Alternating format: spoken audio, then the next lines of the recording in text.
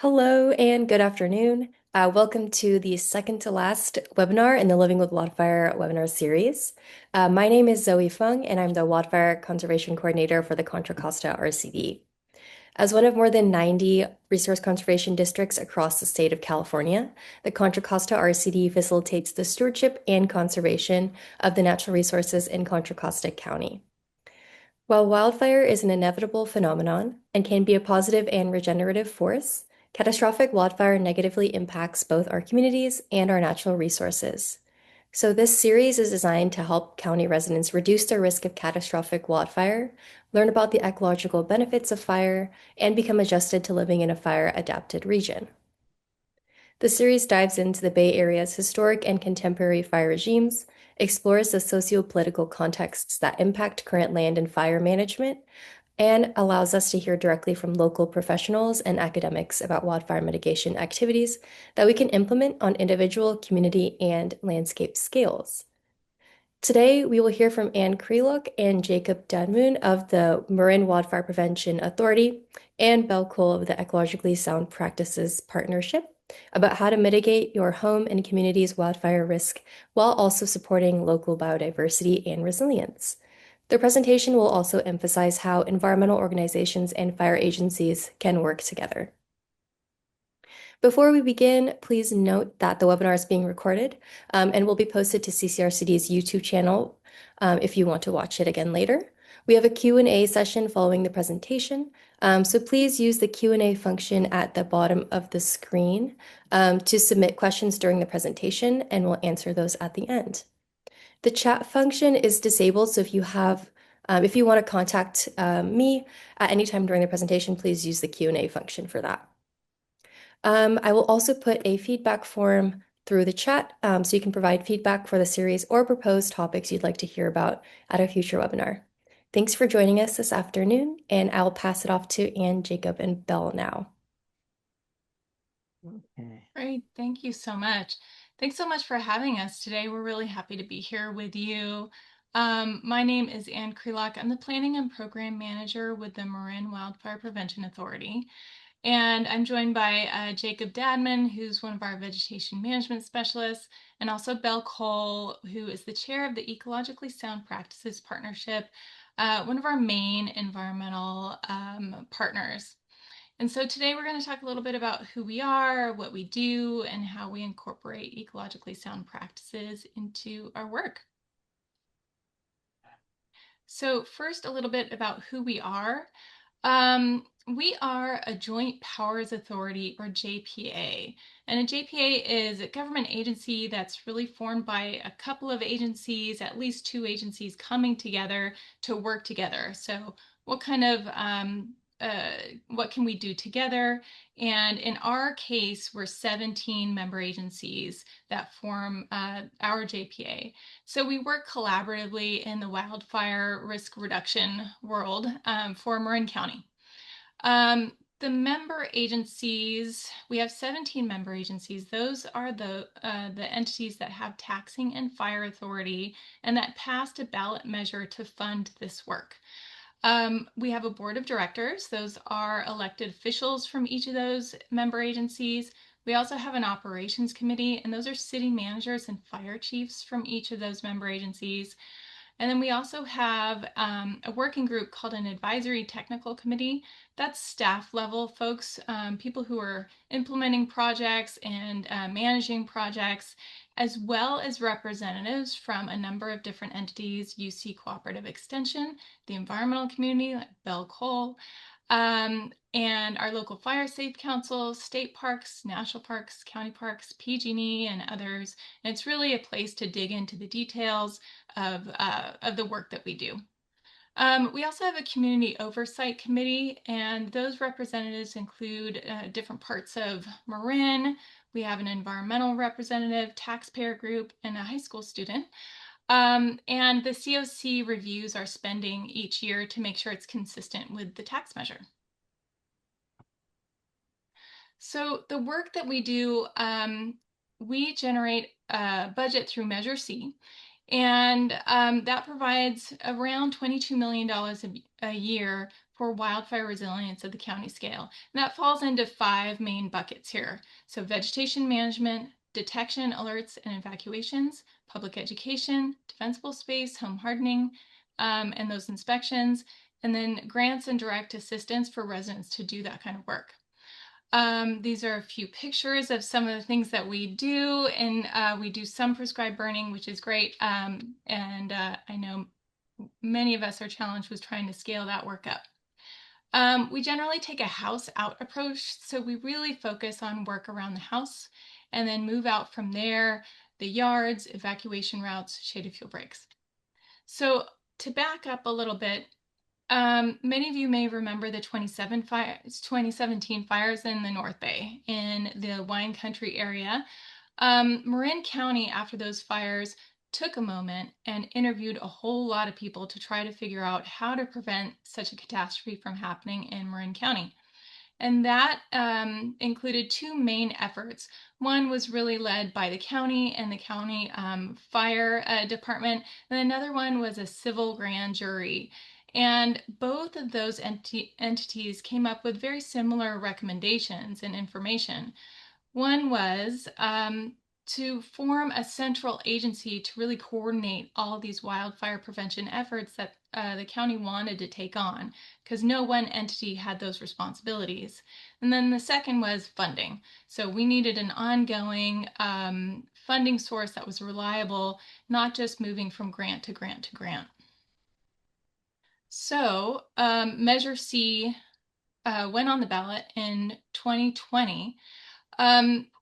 There were a lot of real heroes behind Measure C, people who reached out to the environmental community to see what it would take to collaborate and get folks on board, people who reached out to the taxpayers associations to figure out what it would take to get them on board, to really think through what this would look like. So this included a 10 cents per developed square foot parcel tax to fund these kinds of activities. In the end, 17 of the 19 kind of agencies with taxing and fire authority in Marin took on this ballot measure and passed it with a whopping 70.8% of voter approval in 2020, March of 2020. This is a 10-year parcel tax. It does not go on indefinitely, so it does expire in 2030, which only motivates us more to really prove the concept and make sure we're doing everything we can do most as efficiently as we possibly can towards reducing risk in Marin. So circling back to this house out approach, we really prioritize not one strategy, but kind of the suite of strategies. So starting at the home, we do inspections. In fact, we do around 30,000 home inspections every year. And during that process, we're collecting data about eaves and vents and fence connections and the vegetation around the home. That data helps inform our modeling and our risk assessment. We also have, we move out from the house and support folks who are doing defensible space work in their yards. We've got a free countywide chipper program. We also have grants to residents to help them pay for a lot of this work, the home hardening and defensible space work. We also work moving out from the home in the zone 0 and the 1 and the 2 in your yards. We also work along roads and do a lot of vegetation management and other improvements along roads to make evacuations safer. And then right at the edges of the communities, we do a lot of shaded fuel breaks. So these would be kind of linear projects right at the boundary between homes and wildlands to try to reduce the intensity and severity of an oncoming wildfire. And then we do some work out in the wildlands, mostly in partnership with some of our land management agencies, but a lot of the work that we do ends up being more around the home, zone 0, 1, and 2, so out to 5 feet, and 30 feet, 100 feet, and at that wildland urban interface, that edge between the homes and wildlands. So our approach to vegetation management is,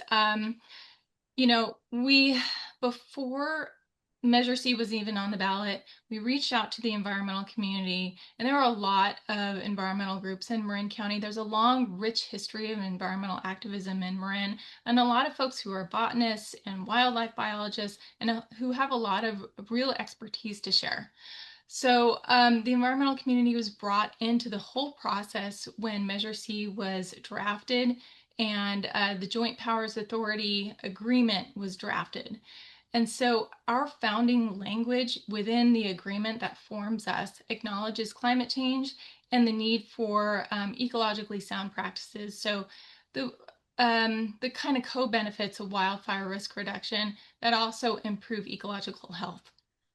So we worked with Belle and a whole lot of representatives from different environmental organizations as they developed their guidance for us. So they call that the Ecologically Sound Practices kind of guidance document, which we received in 2022. And during that time, we were building our environmental compliance program and incorporating those principles into our own internal environmental compliance practices. We drafted, they're basically best management practices, but we call them project design and implementation features, or PDIFs. And those are incorporated into all of our vegetation management projects. And they're based on input from the environmental community and also best practices from various land management agencies and other entities, conservation organizations, etc., from around the region. We also contract with various consultants who help support our work. So we've got biologists, botanists, wildlife biologists, archaeologists, geologists, all to support this work and make sure we're doing it well. So we see shaded fuel breaks not as a way to clear trees, but as a way to reduce intensity and severity of an oncoming wildfire and slow it down as it approaches a community. So really we're working in the understory. And we have a lot of non-native invasive species in the understory. So a lot of the work that we're doing is really pulling weeds. So there is a lot of French broom, a lot of acacia, eucalyptus, and other non-natives in the understory or in amongst the trees that are really crowding those native ecosystems. And so we're removing those first. Those are highest priority. And then beyond that, sometimes we're thinning smaller diameter trees or shrubs, something that is more reflective of what the landscape would look like before wildfire suppression. And we're limbing up the bottom branches of trees so that we're removing the ladder fuels or the fuels that take a surface fire up into the canopy of a forest. And then there's a shocking amount of dead woody debris on the ground already, so we're removing a lot of that. Not everything. So in this photo, for example, you can see in that after photo on the bottom, there's a lot of debris, woody debris, that still remains on the landscape after crews have gone through.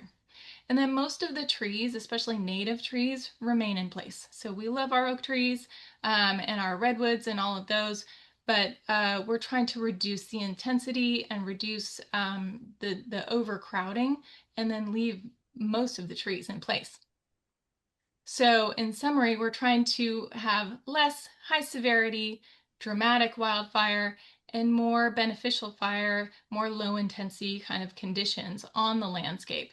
On the left, you can see some pretty high flame lengths, and there will be, higher tree mortality in a situation like that. And on the right, you can see it's a very restorative burn and with lower flame lengths, lower intensity, much easier for firefighters to go in and suppress a wildfire that's approaching a community under these conditions. And so we track our progress. We collect a lot of data. We've spent a lot of time with all those 17 member agencies coming up with a way to collect data on our shaded fuel breaks. We also collect data on all those inspections we do on the homes to measure our progress over time. And so you can check out some of our dashboards. We have public-facing dashboards and more coming soon, and a hub site for to house all of those dashboards that you'll be able to track soon. But check out marinwildfire.org and you can check out this QR code. And then I'm going to pass it over to Belle to talk a little bit more about the environmental groups that we work with and that process and what they've been able to accomplish. And Belle, just let me know when you want me to turn the page. Okay, I'm ready to start. Yeah, go for it. Okay, so it's a pleasure to be here and tell you about what we've been able to do in Marin. Uh, Let me just say one word, and I hope I don't go too long into it, but I just want to say the origins of this were at the time of Measure C, and we had a meeting in uh, in 2021, I think so, yeah, maybe, at the Marin Conservation League. We had over 55 people from a whole set of fields, environmental fields, including climate, and we met all day long, and we came up with what now is Ecologically Sound Practices Partnership, and it worked. So it was pretty exciting. Anyway, so what we do is it's an organization that unites fire professionals, wildfire resilience agencies, and environmental and climate organizations. And the purpose is to ensure that Marin's wildfire work is environmentally sound. And I don't know if you can see this, but I'm putting it up. It's the document itself. It's a small document and it's very powerful. And we will make it available to anybody who is interested in seeing what we've done. Anyway, the partners include landowners, scientists, ecologists, climate experts, planners, advocates, specialists in gardening, native plants, wildlife, watersheds, forests, biomass, composting, carbon farming, just name it. We have some of the best people anywhere who want to volunteer and work with us on these issues. Next slide. We have the first thing we do is that we have we created these best practices. We call them ecologically sound practices for vegetation management, and we have three subfields. One of them is vegetation management, the other is carbon resource management, and the last one is defensible space management. So we break our practices into those categories. So another thing we do is we meet monthly, and we have scientists and guest speakers who enlighten us on the things that are happening in the field. I'll just mention one we had on defense.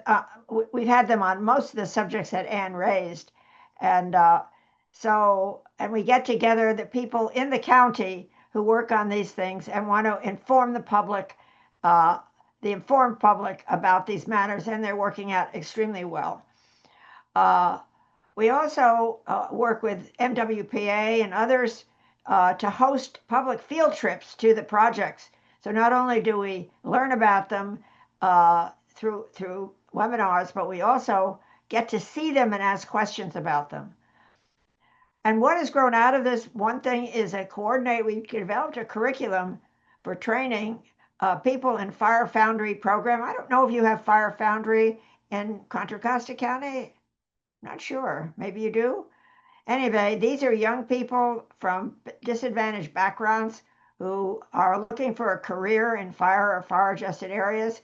And we have a program, a 2-month program, and we teach them holistic subjects so that they know they can look at the future, their future in fire prevention and in fire work from a very broad point of view.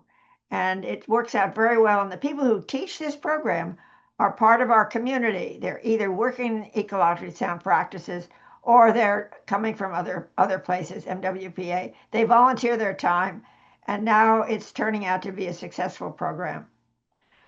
And then I'll just mention that we've delivered ecologically sound practices to MWPA way back in 2022. Uh, okay. And then we have, I just want to mention that just this March, we completed the Marin biomass study, and it's called the Pathways and um, Improved Utilization and a Regenerative Biomass Economy. That's the title of it. It's a very massive report, a comprehensive report on biomass in Marin County, utilization, pathways, and here's one very important piece of it. The study demonstrates how to convert wildfire prone biomass and other organics into climate and energy solutions. And by addressing increasing organic material flows from wildfire prevention and landfill diversion mandated by SB 1383.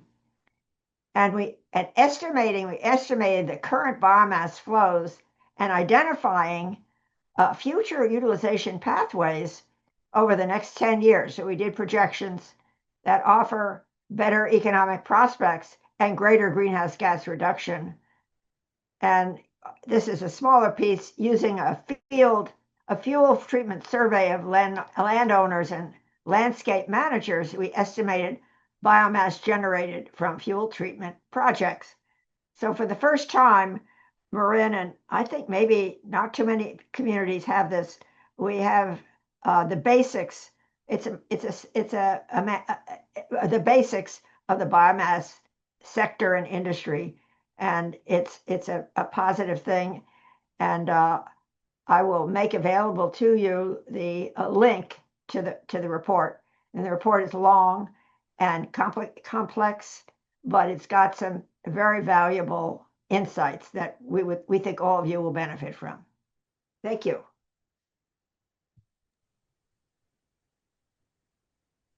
Awesome. Well, thank you very much. My name is Jacob Dadmun. I'm a vegetation management specialist with Marin Wildfire. I want to talk through maybe a specific example of a project that we go through that we're currently implementing. Talk about how we combine this co-benefit of wildfire risk reduction and ecological benefit, and then talk a little bit about how you, as a homeowner, someone who is working on your own property, can also take those principles and implement them right where you live. So this is the Greater Ross Valley shaded fuel break. This orange line kind of carving through the middle of central Marin. This is kind of a great example of that type of project that we're talking about, of a long linear shaded fuel break that really hugs the built environment and kind of projecting out right from that last row of houses into the wildlands. So it's about 300 feet wide. It's 38 miles long, directly near homes. And like Ann said before, it's a real focus on removing that invasive, unhealthy ladder fuels that are in the understory, while keeping those healthy, mature trees. One of the things that we know about fire behavior is that healthy, mature native trees are, generally speaking, actually very fire resistant, and we want to keep as many of those trees on the landscape as is practicable, because that shade effect from those mature trees really helps suppress the regrowth of those hazardous fuels and keeps that understory more moist and cool. So we're not in the business of cutting down trees that would be counterintuitive to our purpose. We're really in the business of making sure that our landscapes are healthy and resilient to fire. So this before and after photo is a great example of that. 100% of the understory that you see in this top photo is invasive French broom, and we came through and we removed that. And so now not only is the fire risk greatly reduced, because a fire that is moving through this area is much less likely to be able to get into the canopy of the trees. It's much more able for firefighters to control it. But that's also creating a huge opportunity for native plants that are in the seed bank in this forest to be able to compete with those invasives and hopefully outcompete them and take over from that invasive broom population. So this is a real, this is like kind of the bread and butter of the vegetation management that we're doing. this we often call like a fire surrogate, where we're trying to mimic the impacts of what a beneficial fire would do in these fire adapted ecosystems. But obviously, there's a house right here. There's no way we would ever be able to put fire on the ground safely, like right up against this house with these fuels conditions. So we're able to simulate what the effects are of that fire would be. And then as we move further away from those homes, maybe in the future we can maintain them with prescribed or other types of beneficial fire. So I can get the next slide. So that's what we do, and I think it's also worth talking about what you all can do. And so this next section, what I'm going to do is I'm going to go through each of your defensible space zones, and talk a little bit about what you can do if you're thinking about doing your defensible space, which you should be, and how you can once again meet both of those objectives of fire risk reduction and ecosystem restoration or ecosystem benefit. So starting out in your zone zero, which is 0 to 5 feet from your structure.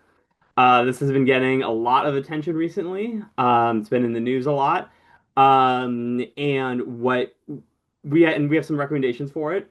So the first thing to know is if you're only going to be able to do one thing, maybe you're limited by your budget or your time, really make it your home hardening features on your house itself and your zone zero.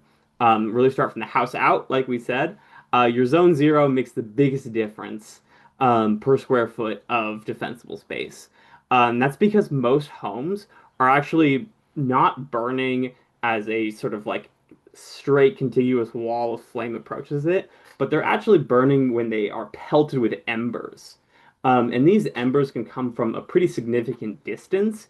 And as this kind of graphic on the right shows, how the process goes is typically homes aren't burning down because an ember hits it and that ember directly lights the siding of a house on fire. If you think about it, if you throw a lit cigarette at the side of a house, it's probably not going to catch the house on fire, right? It's the same principle. But if that cigarette bounces off the side of the house and lands in a pile of dead leaves, can catch those leaves on fire, and the flame that those leaves put off, then that can start catching the siding on fire or something else. And so that's what's happening here. That ember comes in, bounces off the side of the house, and then lands on that very flammable vegetation that's right up against the house. And it's that flame that can then produce enough heat to catch the house on fire. And so when you have hundreds of thousands or millions of embers coming down and pelting these neighborhoods, your zone zero becomes really important because that's the major way that homes are burning down in these major urban conflagrations. Oftentimes it can be hard to think about what the environmental benefit is of removing plants, right? Because oftentimes doing your zone zero does require you to remove plants from within 5 feet of your home. But it's important to think about what the environmental benefit of not having your house burned down is. What we've seen in these really large urban conflagrations, like the fires in LA, is that you have significant environmental consequences in terms of water pollution, air pollution, soil pollution. And so being able to prevent that is a major environmental benefit. And that's something that Zone Zero really brings to the table. Can I get the next slide?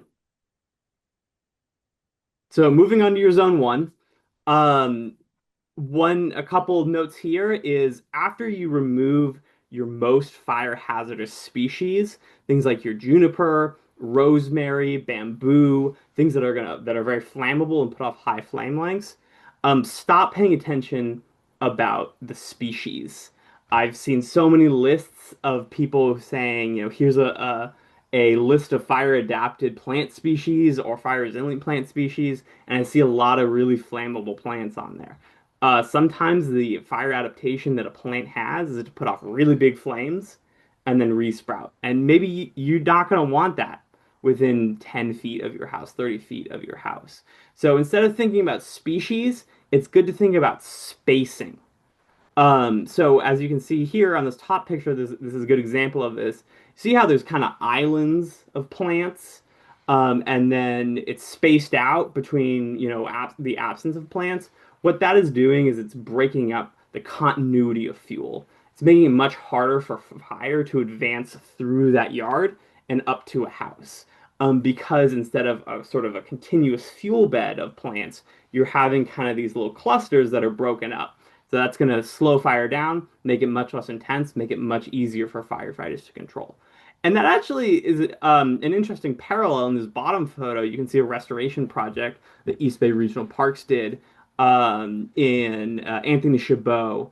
Um, you can see this all used to be a single field of coyote brush, and they broke it up by cutting some of that brush and allowing the grass to grow in it. And it has that same mosaic effect to it, where there's sort of clumps of denser areas, but then more open areas as well. This provides really important habitat. That diversity of that spatial diversity and complexity of the habitat types are really important for a whole host of species like the Alameda whipsnake, which is, I think, this what this restoration project was targeting.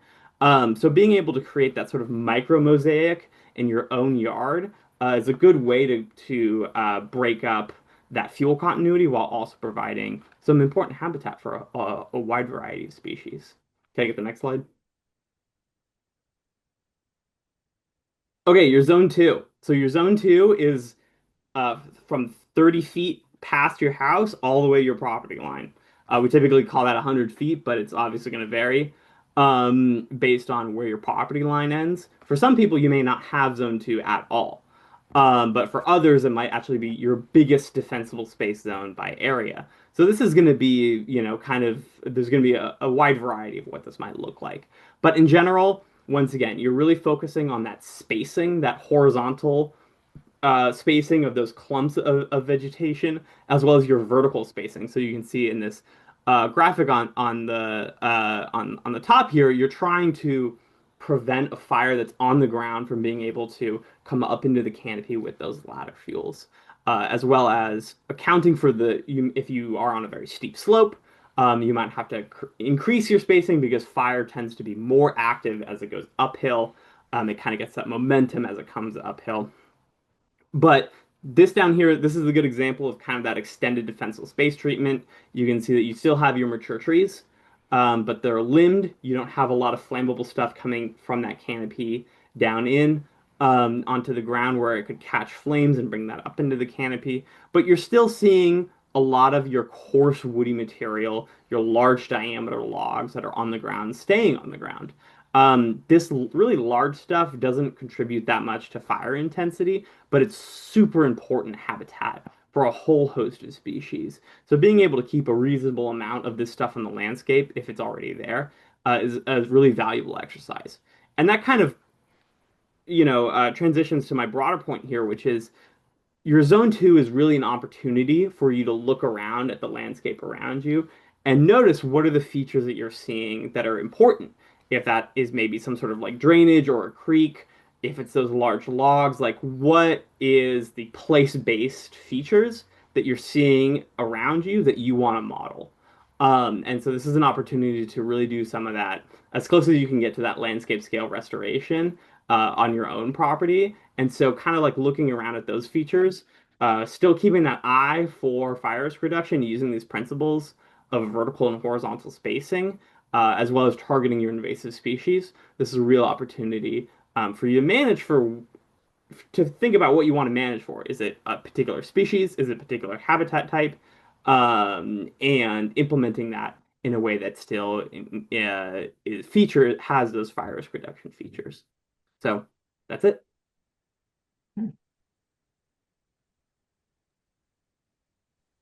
So at this point, we're just so happy that you invited us here, and we're available to take more questions or to take questions either in the chat or otherwise.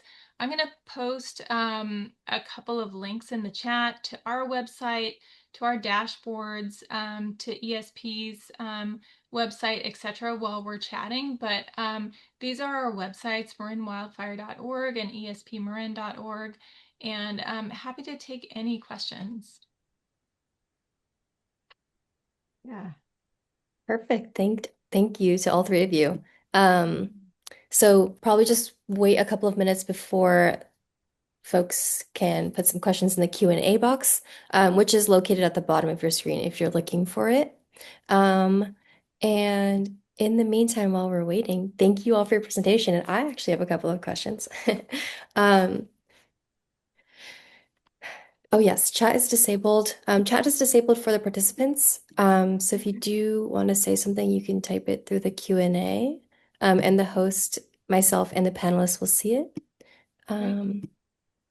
And let's I'll just see. add while we're waiting for questions to come in,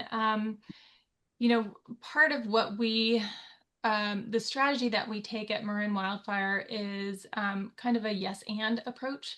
So shaded fuel breaks alone aren't going to do it. Home hardening alone aren't going to do it. And I'd encourage folks to take a look at a paper that came out in, I believe, October of 2025 by Michael Gallner with UC Berkeley. And it's a really interesting look at what homes survived and didn't survive recent big fires. So I think they really dove into survivorship of homes in 5 big incidents, and they found that. So I'm going to throw a few statistics out. So home hardening alone uh, gave you about a 25% survival rate for your home. But if you do home hardening and zone zero, then you get more like a 40% survival rate. If you do home hardening zone zero and zone one, that's, out to 30 feet, then you're going up to 48%. So I would say, that probably varies from incident to incident and is situation specific, but I really like the idea that it's not just one tool or another. It's really a multi-pronged approach to wildfire resilience that we need to take, not just one silver bullet. And then I'll just also note, some of the things that we think about when we're doing vegetation management, both in terms of shaded fuel breaks and also around your home. At this time of year, if you're doing work around your home, I spent a lot of time as a field biologist. And one of the things that we think about a lot is birds in Marin County. And I know it's probably on a lot of folks' minds right now too. Now that it's spring, you're hearing the birds, you're seeing nests, you may be seeing babies out there. We do nesting bird surveys ahead of vegetation management unless we just have a person pulling stalks of broom by hand. And that's something that you can do in your home too. If you're doing work around your home and trimming branches and trimming back shrubs, you can take a moment and look for nesting bird activity. You can look for behavior, so birds moving material from one location to another, either sticks or pieces of grass or potentially bringing food in, courting activities and things like that. And that can help you keep an eye out for wildlife activity in your own yard and help you avoid cutting down a nest or something like that. I just wanted to say something I should have said in the beginning in talking about environmentalists and climate people uh, talking and working with fire professionals and others in this field. There's environmentalists really, basically, many of them don't want to cut down trees.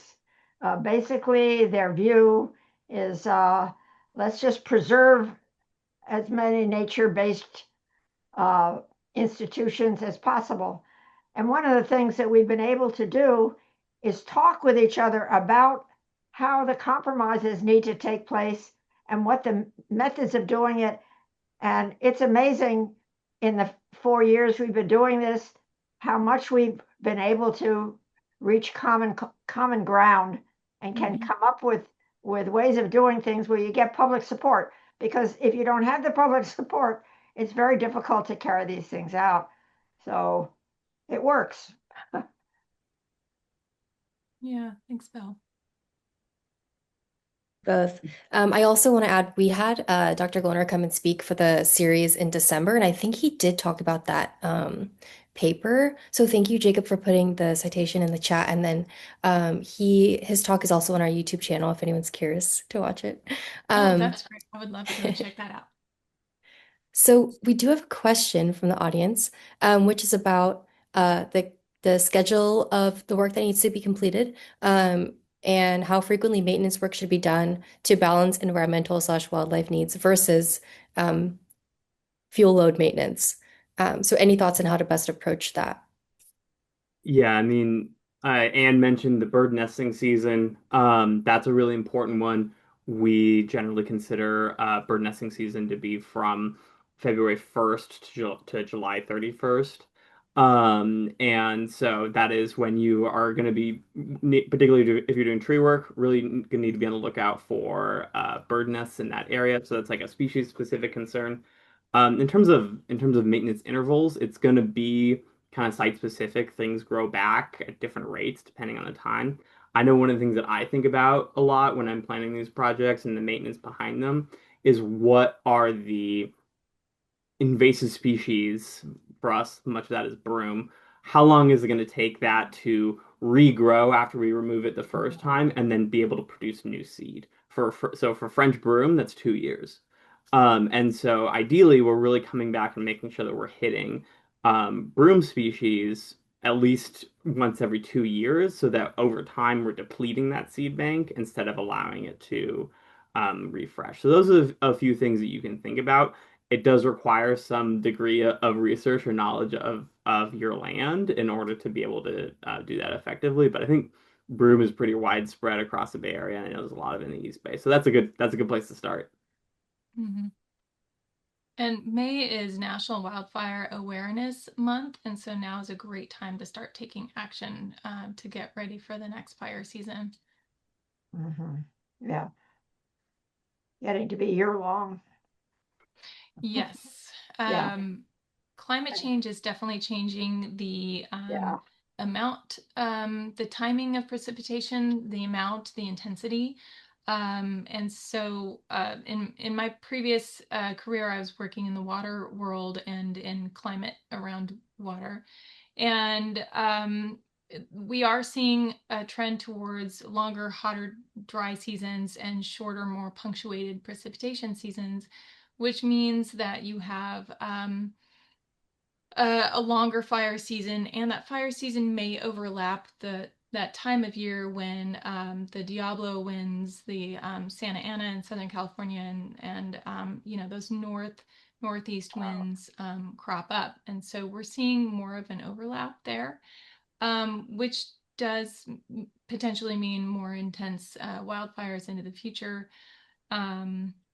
And more dry vegetation. If you've got punctuated intense rainfall in the winters, you can see potential for landslides, so post-fire hazards in fire footprints. Some pretty good vegetation growth during the wintertime, and then a lot of during the summertime.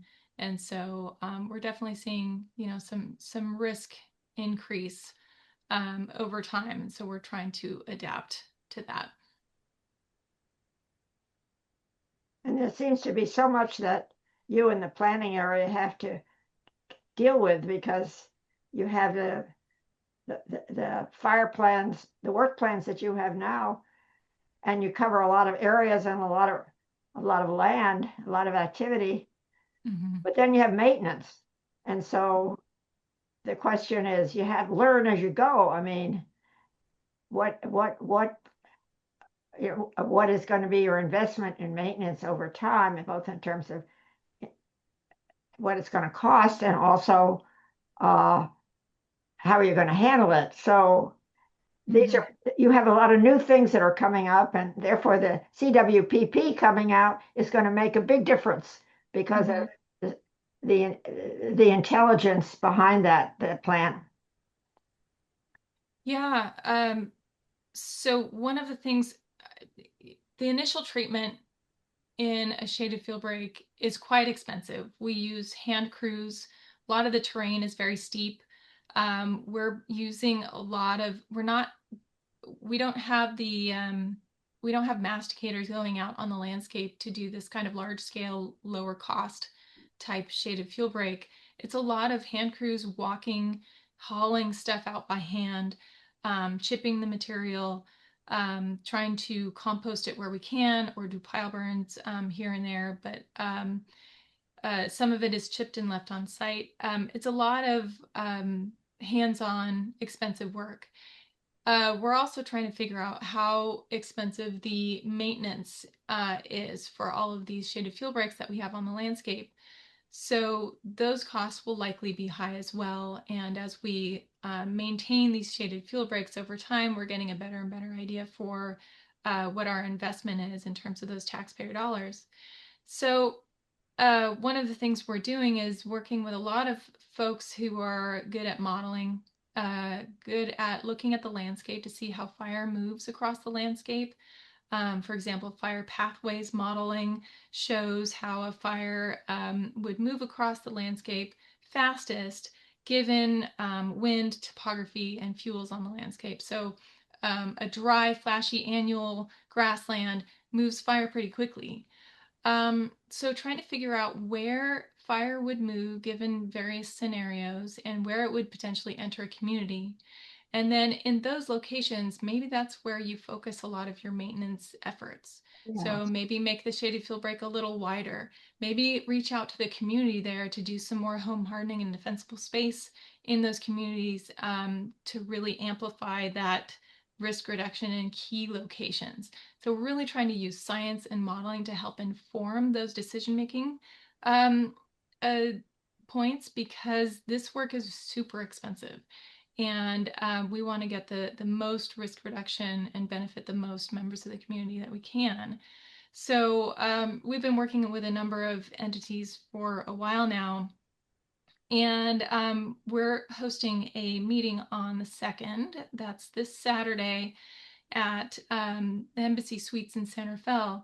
And that is going to showcase kind of an update to our community wildfire protection plan.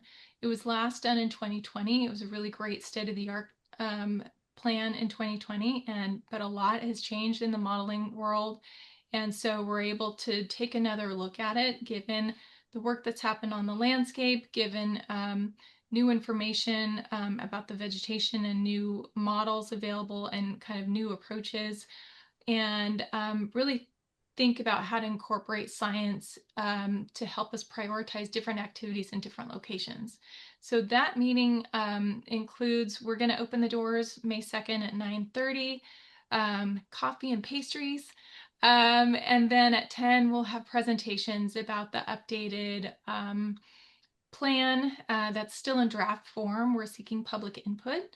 Jacob is going to show off the new story map that is, it's a GIS product, an ArcGIS product, but basically it's a more visual way of looking at the community wildfire protection plan. And then a map where you can dive in and click on different evacuation zones. That's how we split Marin up for the purposes of this plan. So you can click on different zones and see what the different priorities might be given the data and the modeling that we have available. And then this is going to be a dynamic tool. We'll be able to update it every couple of years. The updates are pricey, so we won't update it, every year necessarily, but probably every couple of years we'll be able to update that and keep it current rather than have it be a, spiral bound document on a shelf. Jacob just put the link to the community wildfire or the protection plan, the CWPP update in the chat. So check it out. We've got information up there that we just loaded up there today. So fresh off the presses, so to speak. Cool.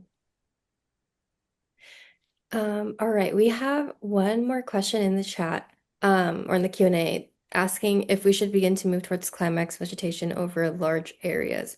I think this might maybe kind of ties back into the idea of like maintenance over time, for project areas for fuel reduction and restoration, and kind of like how do you decide how you're going to restore a site, in the context of fire resilience. Hmm. Yeah, I mean, that's an interesting point. And I think one of the things that we really keep in mind when we are planning and implementing these projects is that these landscapes are very much adapted for fire. There's much more fire historically on the landscape many centuries ago than there is now. We are working from a pretty extreme fire deficit in a lot of these places. And so the landscape patterns that you might see today is maybe not what it has looked like historically, and it's probably not what the most sort of biodiverse and resilient landscapes are in many cases.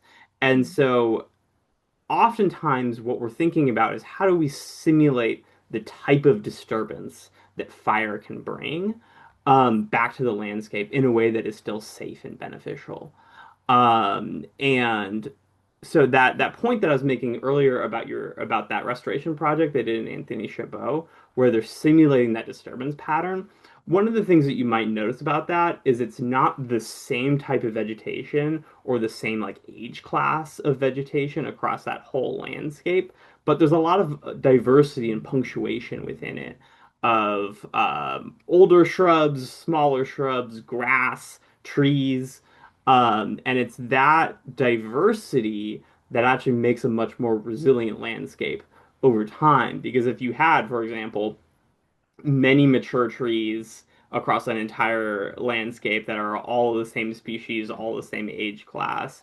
That might be great for now, but if a beetle infestation or a large fire moves through, because they're all the same, it's gonna be much easier to kind of wipe out that whole population versus not only if you have sort of openings in denser areas and different species and different age classes, not only is it going to be harder for that disturbance to move across space, but if you do take out some of those mature trees, you have younger ones that are right there to replace it. So I think in general, the most diverse, the most resilient landscapes are the ones that have the greatest diversity. And that means diversity of age class and diversity of seral state as well.